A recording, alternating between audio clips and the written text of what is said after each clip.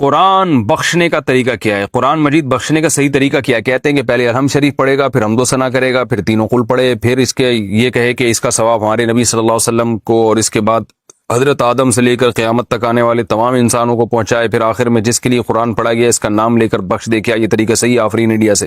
دیکھیں، قرآن بخشنے کا کوئی مخصوص طریقہ صحابہ سے ثابت نہیں ہے، صرف اتنا ثابت ہے کہ نبی صلی اللہ علیہ وسلم نے صدقہ کرنے کا حکم دیا ایک صحابیہ کو کہ وہ اپنی ماں کے لیے صدقہ کریں، تو اس سے علماء نے استدلال کیا کہ صدقہ بھی ایک نیکی ہے، تو کوئی بھی نیکی کسی کے لیے بھی کی جا سکتی ہے۔ تو بہتر تو یہی ہے کہ جس چیز کا حدیث میں صراحتاً ذکر ہے اسی کو فالو کریں، یعنی صدقات و خیرات کیا کریں میت کے لیے، لیکن کوئی قرآن یا کوئی اور نیکی پڑھ کے بھی اگر ایصال ثواب کرنا چاہتے ہیں تو بھی ٹھیک ہے، اس کا کوئی خاص طریقہ نہیں ہے، بس دل میں نیت کر لیں کہ اللہ اس کا ثواب فلاں کو پہنچے۔ باقی یہ جو کہا جاتا ہے پہلے الحمد شریف پھر فلاں پھر یہ، اس کا کوئی ثبوت نہیں ہے۔ کوئی بھی نیکی کسی بھی طریقے سے کی جا سکتی ہے اور دل میں یہ دعا کی جا سکتی ہے اللہ اس کا ثواب فلاں کو پہنچا دے۔ رہا یہ مسئلہ کہ اتنے ساروں کو پہنچا دے، آدم علیہ السلام سے لے کر فلاں لوگوں تک، پھر تمام پیغمبروں تک، صحابہ تک، تو یہ بھی جائز ہے کیونکہ ناجائز ہونے کی کوئی دلیل نہیں ہے۔ لیکن اس میں علماء کی دو رائے ہیں۔ بعض علماء یہ کہتے ہیں کہ ثواب تقسیم ہو کے پہنچتا ہے، تو جتنے لوگوں کو شامل کریں گے ثواب ڈیوائیڈ ہو جائے گا، اور بعض کی رائے یہ نہیں کہ نہیں تقسیم نہیں ہوتا بلکہ ہر ایک کو پورا پورا پہنچتا ہے۔ تو ان میں سے کسی بھی مسلک پہ کوئی مضبوط قرآن و سنت سے دلیل کسی کے پاس نہیں ہے۔ کہ اللہ کی رحمت سے امید کی جا سکتی ہے کہ اللہ سب کو سارا ہی ثواب پہنچا دیں، اللہ چاہیں تو ڈیوائیڈ کر کے پہنچا دیں، تو اس لیے کوئی ایسا خاص طریقہ نہیں ہے، جس طرح سے چاہیں کر لیں آپ۔ میرا جو اپنا معمول ہے، میں تو یہی کرتا ہوں کہ ایک تو صدقات و خیرات کو فوکس کرتا ہوں، جو میرا جو معمول ہے کہ جو میت کے لیے جو حدیث میں جو چیز منصوص ہے، جو متفقن علیہ، اور اگر قرآن پڑھ کے کرنا چاہیں تو دل میں بس اتنی نیت کہ سورہ فاتحہ پڑھی یا کوئی بھی سورت پڑھ لی، اللہ اس کا ثواب فلاں کو پہنچے، تو سب طریقے ٹھیک ہیں۔ 15 شعبان کے مسنون اعمال۔ 15 شعبان کے مسنون اعمال کون سے ہیں؟ ظاہر شاہ 4 سدہ سے۔ بھائی میرا جو چینل ہے دوسرا مفتی طارق مسعود اسپیچز، اس پر میں نے یہ تفصیل سے 15 شعبان کی حقیقت کو بیان کیا ہے۔ اس میں صرف کوئی چاہے تو عبادت کرے انفرادی طور پر، اور عبادت کا کوئی مخصوص طریقہ ثابت نہیں ہے، جس طرح سے نارمل عبادت ہوتی ہے وہی کرے، اور تنہائی میں کرے، یعنی گھر پہ۔ مسجدوں میں جتھے لگانا یا ہجوم اکٹھا کرنا یہ درست نہیں ہے، یعنی اس رات میں۔ اور 15 شعبان کا روزہ بہرحال ثابت نہیں ہے، تو بس رات کو جتنی چاہیں اللہ توفیق دے عبادت کر لیں جمہور کے قول پر عمل کرتے ہوئے۔ کیا موجودہ حالت میں چلے پر جا سکتا ہوں؟ ہمارے محلے سے چلے کی جماعت بن رہی ہے اس وقت میں ہمارے لیے جماعت میں جانا کیسا ہے؟ جبکہ علماء کرام کہہ رہے ہیں کہ اس وقت گھر پہ رہیں۔ محمد سہیل اتر پردیش، احمد سہیل اتر پردیش۔ میرا خیال ہے یہ پرانا سوال ہے، مجھے آج ملا ہے۔ تبلیغ جماعت میں تو پابندی لگی ہوئی ہے، وہ خود تشکیلات نہیں کر رہے، وہ حکومت کے قانون کو فالو کر رہے ہیں۔ تو جماعت کے جو اکابر بزرگ ہیں وہ بھی منع کر رہے ہیں جماعتوں میں جانے سے، یعنی انہوں نے بھی فی الحال جو ہے وہ اپنے کام کو روک لیا ہے، اور حکومت کے قانون کا بھی تقاضا یہی ہے کہ فی الحال آپ نہ جائیں، گھر میں بیٹھیں۔ کیا کفن سفید رنگ کا ضروری ہے؟ کیا کفن کا رنگ سفید کے علاوہ کسی اور رنگ کا بھی ہو سکتا ہے؟ شہزاد پشاور سے۔ بھائی کفن کسی بھی رنگ کا ہو سکتا ہے، سفید ضروری نہیں ہے۔ حدیث میں ترغیب ہے کہ سب سے بہتر رنگ جو ہے وہ سفید ہے، تو کفینوا فیہا موتاکم، مردوں کو اس میں کفن دیا کرو۔ لیکن صحابہ کرام سفید رنگ کا اہتمام نہیں کرتے تھے، جو کپڑا میسر آتا وہ کفن کے طور پہ پہنا دیا جاتا تھا۔ 10 سال کے روزوں کا کفارہ کیسے ادا کروں؟ عبداللہ شاکر دبئی سے۔ میری عمر ابھی 25 سال ہے، میں نے بالغ ہونے کے بعد سے ابھی تک رمضان کے روزوں کا اہتمام نہیں کیا۔ کبھی تو میں رات سے ہی روزے کی نیت نہیں کرتا تھا، اور کبھی رات میں نیت کر لیتا تھا اور دن میں توڑ دیتا تھا۔ اب میں نے سنا ہے کہ روزہ توڑنے پر 60 دن لگاتار روزے رکھنے پڑیں گے۔ میرے لیے یہ تقریباً ناممکن سی بات ہے، کیونکہ پہلی بات یہ کہ مجھے حساب نہیں کہ کتنے روزے توڑے ہیں۔ دوسری بات یہ کہ اتنے سالوں کے روزے رکھنے میں کئی سال گزر جائیں گے، اور ایک بھی بیچ میں ٹوٹ گیا تو دوبارہ سے شروع کرنا پڑے گا۔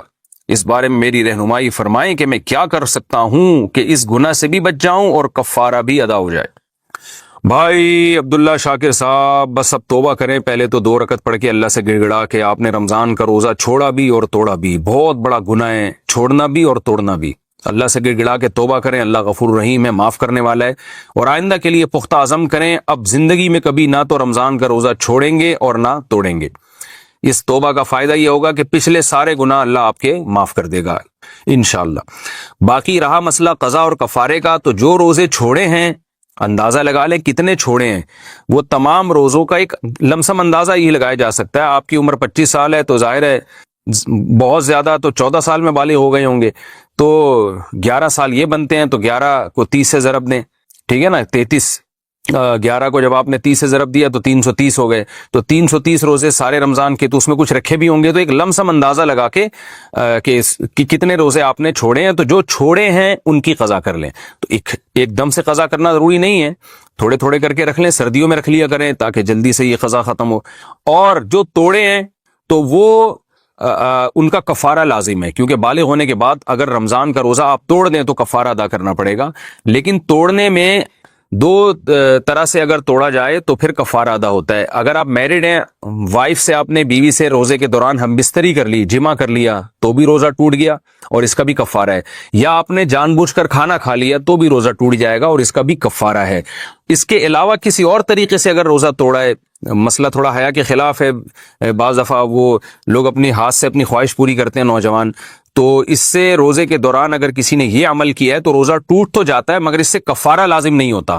گناہ ہے، بہت بڑا جرم ہے، لیکن کفارہ لازم نہیں ہوتا۔ کفارہ صرف دو صورتوں میں لازم ہوتا ہے کہ آپ کھانے سے روزہ توڑ دیں یا جماع سے روزہ توڑ دیں، تو ان دونوں صورتوں میں کفارہ بھی لازم ہے، قضا بھی لازم ہے۔ اب اگر جماع سے روزہ توڑا ہے، یعنی بیوی سے ہم بستری کر کے اگر روزہ توڑا ہے، تو ایک رمضان میں جتنے روزے توڑے ہیں تو ان تمام کی طرف سے ایک ہی کفارہ ادا کرنا پڑے گا۔ اگلے رمضان میں دوبارہ اگر توڑے ہیں تو اس اگلے رمضان کا ایک کفارہ کافی ہے، یعنی ہر روزے کے 60 روزے نہیں رکھنے پڑیں گے، بلکہ ایک رمضان میں جتنی دفعہ بھی روزے توڑے ہیں تو 60 روزے ان پورے رمضان کی طرف سے کفارہ ہو جائے گا، اور اگلے رمضان میں اگر روزہ توڑا ہے تو بھی 60 روزے اگلے رمضان کی طرف سے۔ تو جتنے رمضانوں میں روزے توڑے ہیں اتنے کفارے آپ پر لازم ہوں گے، بشرطے کہ بیوی سے جمع کر کے روزہ توڑا ہو۔ لیکن اگر روزہ کھانے سے توڑا ہے تو اس میں علماء کے دو قول ہیں۔ ایک قول تو یہی ہے کہ ایک رمضان میں جتنے روزے توڑے ہیں ایک کفارہ سب کی طرف سے کافی ہے، الگ الگ رمضان میں اگر توڑیں گے تو الگ الگ کفارے ادا کرنے پڑیں گے۔ لیکن ایک دوسرا قول بھی ہے اور اس پر فتویٰ بھی دیا گیا ہے کہ کھانے سے اگر آپ نے روزہ توڑا ہے تو جتنے بھی رمضانوں میں جتنے بھی روزے توڑے ہیں آپ نے، اب جب آپ توبہ کر رہے ہیں تو ایک کفارہ ادا کر لیں، وہ پچھلے تمام رمضانوں کے تمام روزوں کی طرف سے کافی ہو جائے گا۔ تو میرا خیال ہے 25 سال میں آج کل شادیاں ہوتی نہیں ہیں، تو آپ نے شاید کھانے پینے سے ہی روزہ توڑا ہوگا۔ تو اب خلاصہ یہ نکلا کہ ایک تو توبہ کرے کہ اے اللہ جو میں نے روزے توڑے اور چھوڑے میں توبہ کرتا ہوں، آئندہ نہ توڑوں گا نہ چھوڑوں گا۔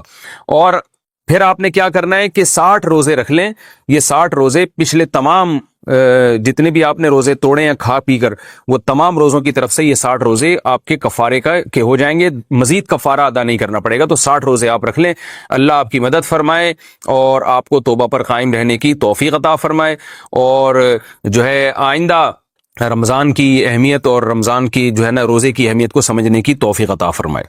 رمضان میں ختم قرآن کا طریقہ۔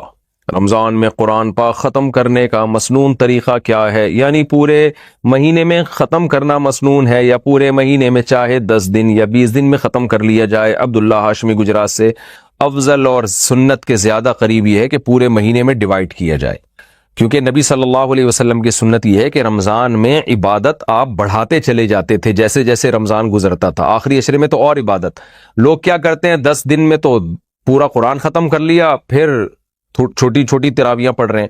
ٹھیک ہے، گناہ نہیں ہے، قرآن ختم کرنے کا بہرحال ثواب ان کو بھی مل جائے گا، ایک سنت پوری ہو جائے گی، لیکن افضل یہی ہے کہ آپ نے اگر 10 دن میں قرآن ختم کیا ہے تو پھر اگلے 10 دن میں بھی کریں، پھر اس کے بعد والے 10 دن یا 9 دن میں بھی کریں، افضل یہی ہے، تاکہ عبادت کی کوانٹٹی اگر بڑھتی نہیں ہے تو کم از کم بھی نہ ہو۔